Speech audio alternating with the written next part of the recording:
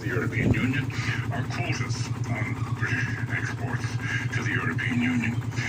This would be very disruptive. Obviously, the EU has quite a bit of experience in designing such trade measures that will target them as well as possible so as to have the best persuasive effect on the UK.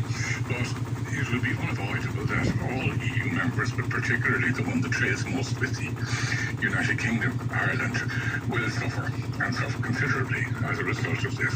And just finally, John Bruton, do you see any signs that the UK might agree to align its regulatory regime in this, in terms of agriculture, food products and so on, with the EU, which is clearly one way out of this?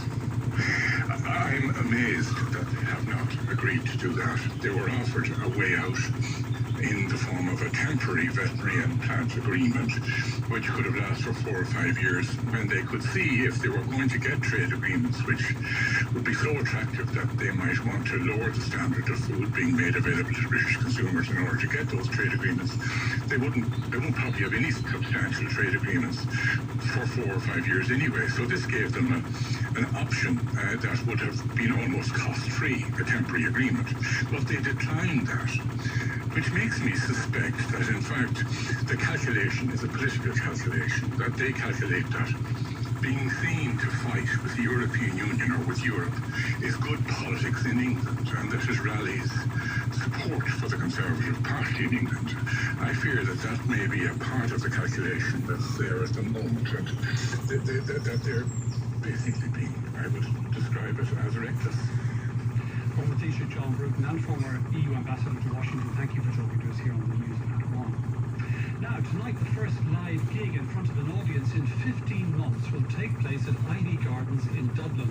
James Vincent McMorrow and his 40-strong band will take to the stage in front of 500 people in the first of a series of live pilot concerts.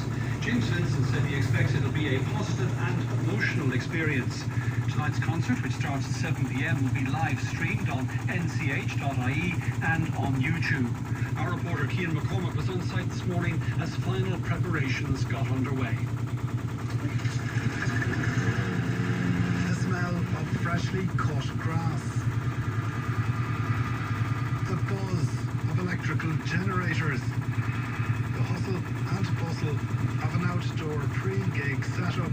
When we're beside our production office and the generator's going, it just brings you back to those lovely feelings of being stuck in a green field during the summer months. Shay McNeilis of One Plus Events is the event controller for the gig. We're in the Ivy Gardens, right in the middle of the city. The sun is shining, I'm in my shorts. Haven't done this quite a while, so missed all the festivals that we've generally worked on.